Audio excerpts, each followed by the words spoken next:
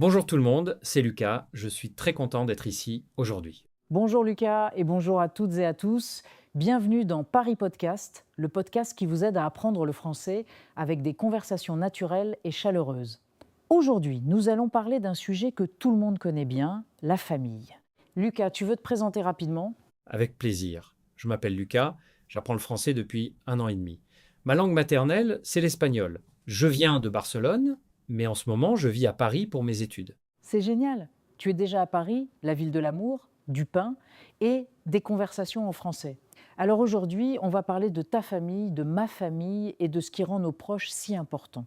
Les auditeurs pourront apprendre beaucoup de mots et d'expressions pour décrire leur propre famille. Es-tu prêt, Lucas? Oui, tout à fait. J'adore parler de ma famille. C'est un sujet qui me rend heureux. Parfait.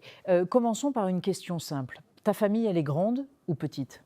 Ma famille n'est pas très grande, mes parents, ma sœur et moi, et aussi mes grands-parents.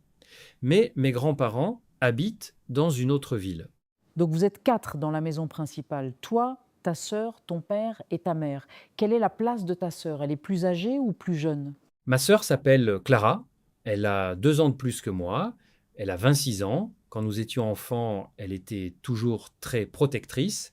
Maintenant, nous sommes très proches, on s'appelle presque tous les jours. C'est beau d'avoir une sœur avec qui on peut parler chaque jour. Ma sœur, c'est pareil, elle s'appelle Manon. On se dispute parfois, bien sûr, mais je l'aime beaucoup. Et toi, Lucas, est-ce que vous vous disputiez souvent quand vous étiez petit? Oh oui, beaucoup, surtout pour la télévision. Elle voulait regarder des dessins animés pour les grands, et moi je voulais regarder des films de super-héros. Un jour, on a même caché la télécommande l'un de l'autre. Mon père était pas content du tout. Maintenant, on rigole de ses souvenirs. Ces petites disputes font partie de l'enfance. Je pense que tous les frères et sœurs se disputent pour des choses simples, mais ces moments créent aussi des souvenirs très forts. Parle-moi un peu de tes parents. Comment sont-ils? Mon père s'appelle Ravier. Il est professeur de mathématiques. C'est un homme calme et patient. Il aime beaucoup lire et faire des promenades dans la nature.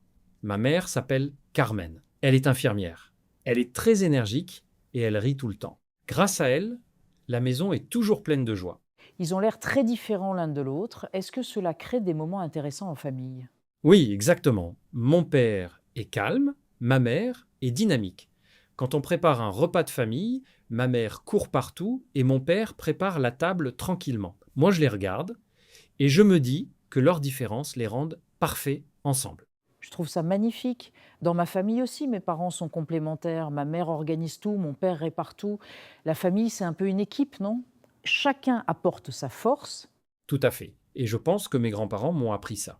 Mes grands-parents paternels, José et Maria, habitent à Valence. Chaque été, nous allons passer une semaine chez eux. Ma grand-mère fait la meilleure paella du monde. Mon grand-père raconte toujours des histoires de sa jeunesse. J'adore les histoires de grands-parents. Qu'est-ce qu'il raconte, ton grand-père? Il raconte comment il a rencontré ma grand-mère. C'était dans un marché, il vendait des oranges et elle cherchait des tomates. Il lui a offert une orange gratuite et le lendemain, elle est revenue. Et voilà, 60 ans plus tard, ils sont encore ensemble. C'est une histoire simple, mais tellement romantique. C'est adorable. Les grands-parents ont souvent des histoires d'amour magnifiques. Ma grand-mère maternelle, elle raconte toujours comment mon grand-père lui écrivait des lettres pendant la guerre. Elle garde toutes ces lettres dans une boîte en bois. C'est précieux. Les lettres, les photos, les objets de famille, tout cela nous rappelle d'où l'on vient. Chez mes grands-parents, il y a une vieille horloge qui appartenait à mon arrière-grand-père. Elle ne marche plus très bien, mais personne ne veut la réparer. Elle est comme un souvenir vivant. Si ce podcast vous aide à apprendre le français, abonnez-vous à Paris Podcast. Votre soutien nous permet de continuer à créer de nouveaux épisodes. Lucas, je suis sûre que beaucoup d'auditeurs pensent à leur propre famille en t'écoutant. Revenons à toi. Comment se passent les repas de famille chez toi? Les repas de famille, c'est sacré. Chez nous, on déjeune ensemble tous les dimanches.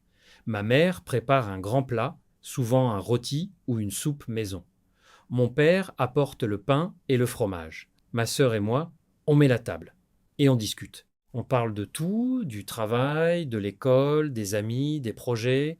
Quel est ton souvenir préféré d'un repas de famille? Je pense au dernier anniversaire de ma mère. Elle a eu 50 ans. Toute la famille était là, même mes grands-parents. On a mangé son gâteau préféré, un gâteau au chocolat. Ma sœur a préparé une vidéo avec des photos de mon enfance. Ma mère a pleuré de joie. C'était un moment très émouvant.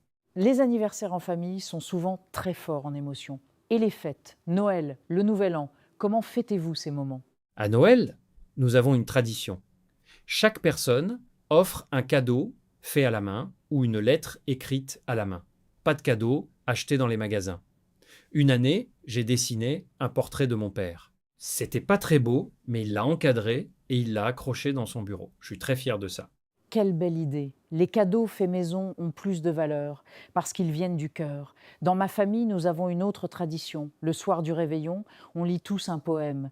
Chacun choisit un poème qu'il aime. Même les enfants participent. C'est un moment de partage simple mais magique. J'aime beaucoup cette idée. La famille, c'est aussi créer ses propres rituels.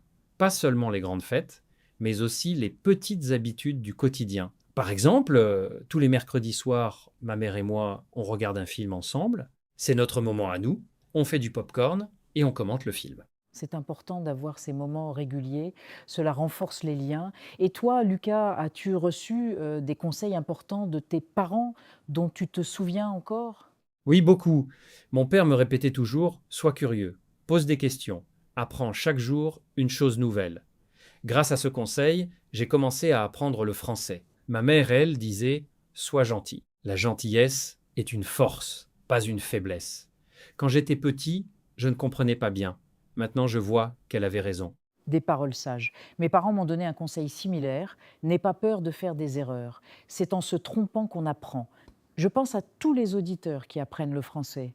N'ayez pas peur de faire des erreurs. C'est comme ça qu'on progresse. Exactement. Je fais encore beaucoup d'erreurs en français. Mais chaque semaine, je comprends un peu mieux. Je peux parler de ma famille, de mes goûts, de mon passé. C'est un grand bonheur. Et justement, parlons du passé. Quels sont tes plus beaux souvenirs d'enfance en famille? Un de mes souvenirs préférés, c'est les vacances à la montagne. Nous allions dans un petit chalet avec mes parents et ma sœur. Le matin, on faisait des randonnées. Mon père nous montrait les plantes et les arbres. Ma mère préparait des sandwichs pour le déjeuner. L'après-midi, on jouait à des jeux de société.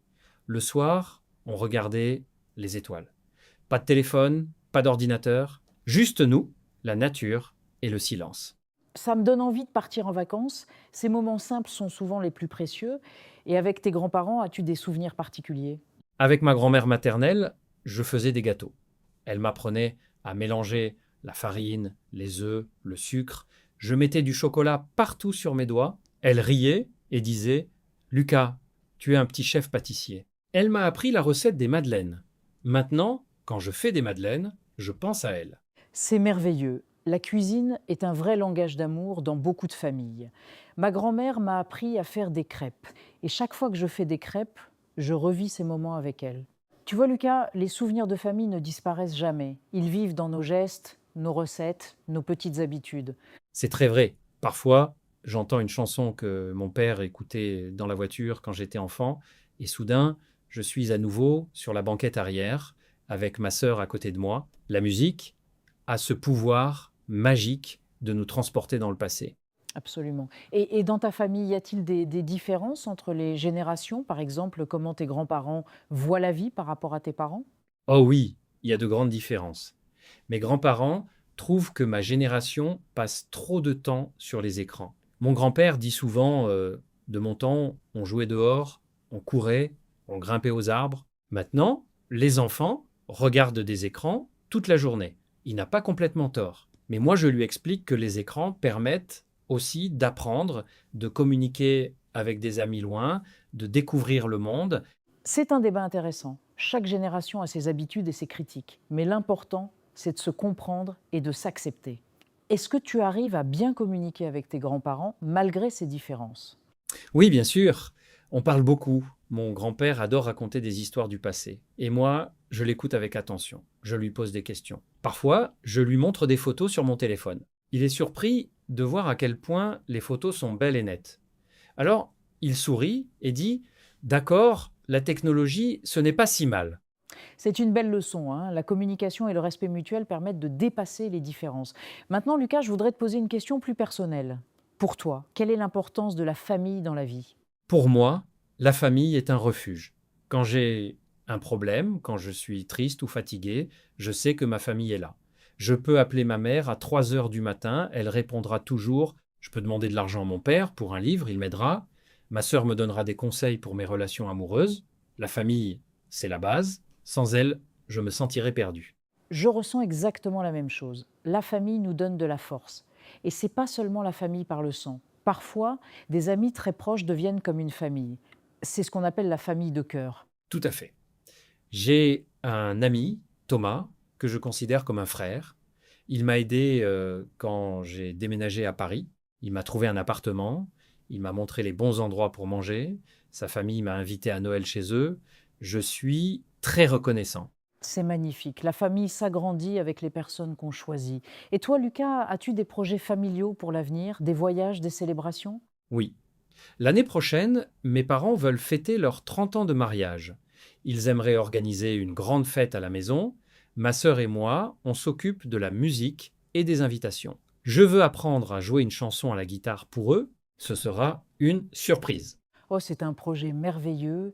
30 ans de mariage, c'est un bel anniversaire. Et vous allez inviter toute la famille.